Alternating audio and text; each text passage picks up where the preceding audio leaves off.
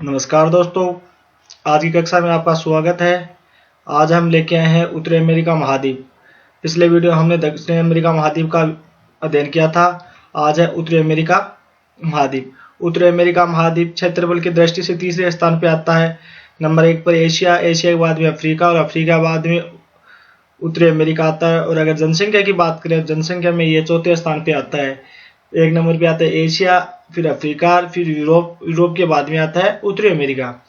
अगर हम उत्तरी अमेरिका के चारों ओर की स्थिति की बात करें तो इसके उत्तर में है आर्कटिक महासागर, दक्षिण में कैरिबियन सागर और पनामा नहर, पूर्व के अंदर देखा जाए तो है उत्तरी अंटार्कटिका महासागर और पश्चिम के अंदर है उत्तरी प्रशांत महासागर। उत्तरी अमेरिका की खोज 1492 ईस्वी में कोलंबस ने की, लेकिन इसके स्थल भाग पर पहुंचने वाला प्रथम व्यक्ति था जिसका नाम था अमेरिको वेस्पुगी। इस कारण इसका नाम अमेरिका पड़ा।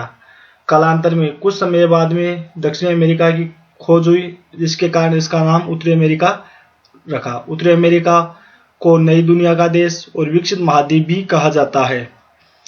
अगर दक्षिण की बात करें, दक्षिण के अंदर है पनामा नहर।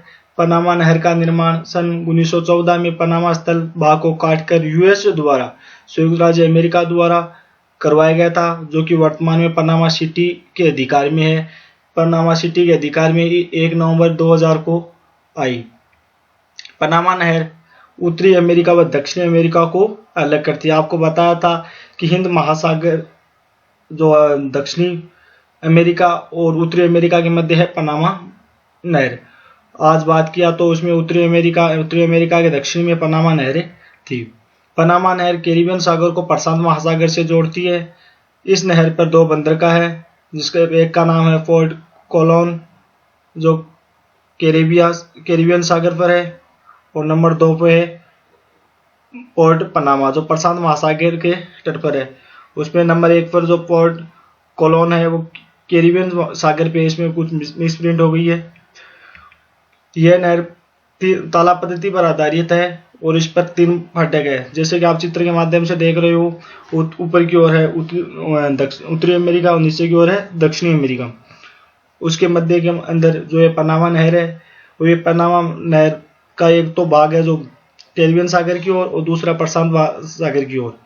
और देखा जाए तो इस पर 3 लॉक है। नंबर 1 पर आता है गोतुन लॉक्स जो कैरिबियन सागर पर है, फिर है पेड्रामिक्स लॉक, और है तीसरा है मिराफलोर्स लॉक्स जो प्रशांत महासागर में की तरफ है।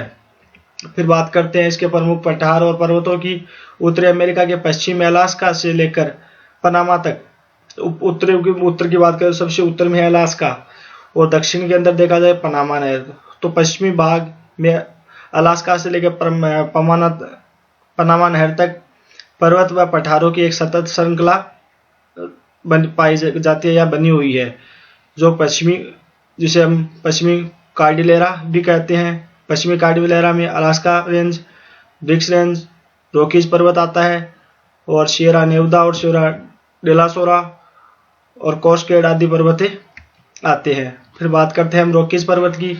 ये उत्तरी पश्चिमी कार्डिलेरा व उत्तरी अमेरिका की का सबसे लंबी पर्वतमाला है। रॉकीज पर्वत की सबसे ऊंची चोटी है माउंट एल्बर्ट।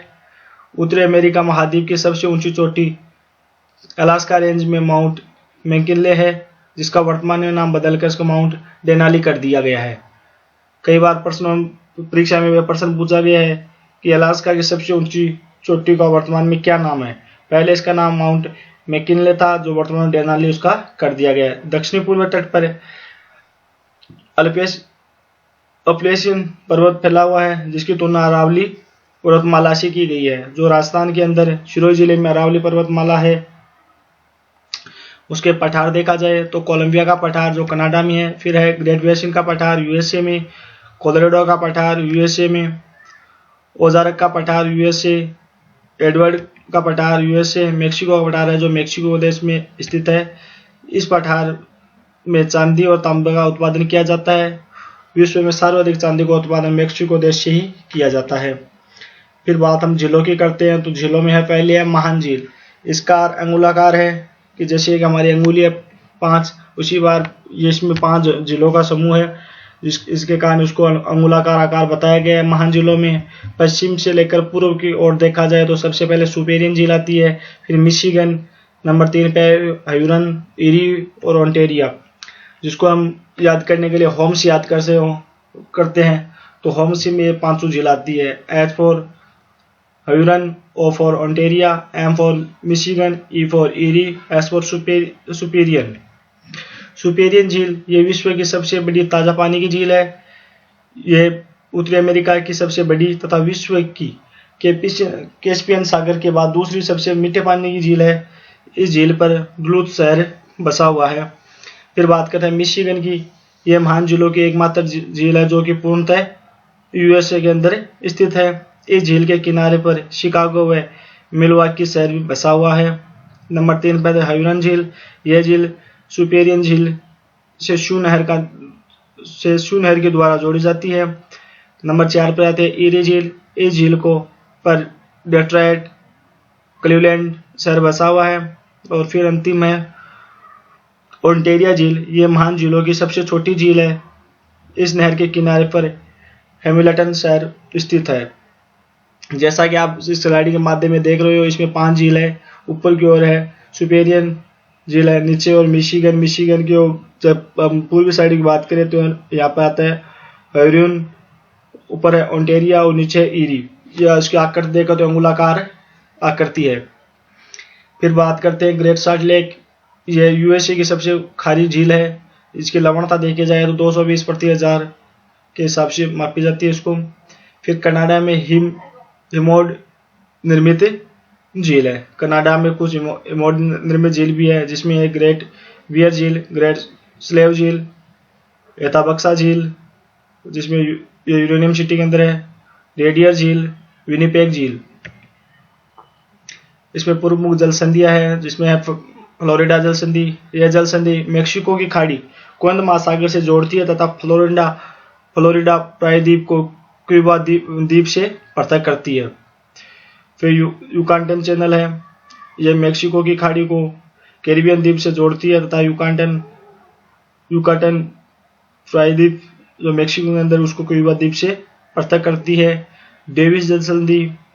यह जल संधि बेफिन की खाड़ी को लेब्राडोर सागर से जोड़ती है तथा ग्रीनलैंड को बेफिन द्वीप से अलग करती है। यह विश्व की सबसे चौड़ी जल संधि है। नंबर 4 पर आते हैं बेरिंग जल संधि। यह जल संधि आर्कटिक महासागर को प्रशांत महासागर से जोड़ती है तथा एशिया को उत्तरी अमेरिका से अलग करती है। इस जल संधि में आइडियल रेखा गुजरती है। आइडियल अंतरराष्ट्रीय तिथि रेखा है, जिससे हम समय की गणना करते हैं, वो इसी बेरिंग जल संधि से गुजरती है। फिर बात करते हैं उत्तरी अमेरिका की प्रमुख नदियों की, जिसमें मिसिसिपी, जिसकी सहायक नदी है मिसौरी। यह उत्तरी अमेरिका की महाद्वीप की सबसे लंबी नदी है। यह नदी उत्तर से दक्षिण तक बहते हुए मेक्सिको खाड़ी में गिरती है और पंजा का डेल्टा का निर्माण करती है। इसकी प्रमुख नदी मिसौरी जो सेंट लुइस में है तथा अन्य सहायक नदियों में देखा जाए अरकनसास, टेनेरी, ओहियो है। सेंट लुइस विश्व की सबसे बड़ी मक्का की मंडी है। सेंट लॉरेंस नदी, यह नदी महान झीलों से निकलती है और सेंट लॉरेंस की खाड़ी में गिरती है। यह उत्तरी अमेरिका की सबसे व्यस्तम जलमार्ग वाली नदी है। यह यूएसए और कनाडा के मध्य अंतर्राष्ट्रीय सीमा बनाती है। जो यूएसए संयुक्त राज्य अमेरिका और जो कनाडा या यहाँ के उत्तरी अमेरिका के देश है उसके मध्य सीमा बनाती है। इस नदी पर उत्तरी अमेरिका का सबसे बड़ा जलप्रपात नियाग्रा जलप्रपात बना हुआ है, जिसे कई जगह निग्रा भी बोलते हैं, और ये इरी और ओंटेरिया झील के मध्य है। फिर बात करते हैं हडसन नदी की। इस नदी पर यूएसए का न्यूयॉर्क शहर बसा हुआ है। रियो ग्रांडे नदी की जो सहायक नदी है जिसको पिकोस कहते हैं, याद करने रियो ग्रांडे पिकोस बड़े अच्छा रहता है, एक साथ दोनों का नाम लेते हैं। तो यह नदी संयुक्त राज्य अमेरिका जिसे यूएसए बोलते हैं वह मेक्सिको के मध्य सीमा बनाती है। अगर बात हमने पीछे अध्ययन किया था कि जो सेंट लॉरेंस नदी है वो कनाडा व यूएसए के मध्य बनाती है, और इसमें देखा जाए ये मैक्सिको और यूएसए के मध्य सीमा बनाती है। कोलोराडो नदी, यह नदी कोलोराडो के पठार से निकलती है और प्रशांत महासागर में गिरती है। यह विश्व के सबसे बड़े महाखंड का निर्माण करती है और 2 बांध बनते हैं, हूवर और डेविस। फिर बात करते हैं कोलंबिया नदी, जो कोलंबिया देश की नदी है। इस नदी पर बोलविले, ग्रांड कुले, चिप जोसेफ बांध बने हुए हैं। आगे हम अध्ययन करेंगे यहाँ के स्थानीय पवने। यहाँ के स्थानीय जो पवन है जिसको चिनूक कहा जाता है, यह पवन उत्तरी अमेरिका के रॉकीज पर्वत की पूर्वी ढालों पर चलने वाले स्थानीय गर्म पवन है जो यहाँ की बर्फ को पिघलाती है, जिसके कारण उसको हम हिमबक्षणी भी नाम से भी जाना जाता है। उत्तरी अमेरिका महाद्वीप के शीतोष्ण कटिबंधीय घास के मैदान को पेरीज कहा जाता है। फिर बात करते हैं यहाँ के प्रमुख मरुस्थलों की, जिसमें है एरिजोना, सोनरोन, मोजावे आदि उत्तरी अमेरिका के पश्चिमी तट पर पाए जाने वाले मरुस्थल है। इस महाद्वीप में एक भी स्थलबद्ध देश नहीं है तथा यह पूर्णतः उत्तरी गोलार्ध में स्थित है। जो यह हमारा उत्तरी अमेरिका महाद्वीप है उसमें कोई भी ऐसा देश नहीं है जो स्थलबद्ध है। सभी देशों की ओर चारों ओर पानी है, जो समुद्र से सीमा लगाता है। कोई भी ऐसा देश नहीं जो कोई भी ऐसा देश नहीं जो स्थलबद्ध है। फिर बात करते हैं 49 डिग्री उत्तरी अक्षांश और 141 डिग्री पश्चिमी देशांतर। देखते हैं क्या है। आपके सामने एक तस्वीर दी गई है। अगर कनाडा और यूएसए की बात करें तो कनाडा और यूएसए के मध्य है 49 डिग्री उत्तरी अक्षांश, जो कनाडा और यूएसए के मध्य सीमा बनाती है। और अगर ऊपर की ओर बात करें तो ऊपर है 141 डिग्री पश्चिमी देशांतर। उसमें लिखा गया दक्षिणी देशांतर लिखा गया है, लेकिन यह पश्चिमी देशांतर है। और ये जो यूएसए का छोटा सा हिस्सा है जो कनाडा के ऊपर भी है, जो अलास्का के नाम से जाना जाता है, वो भी अलास्का है, वो भी यूएसए का भाग है। तो ये अलास्का यूएस जो संयुक्त राज्य का है हिस्सा है, अलास्का और कनाडा के मध्य सीमा बनाता है।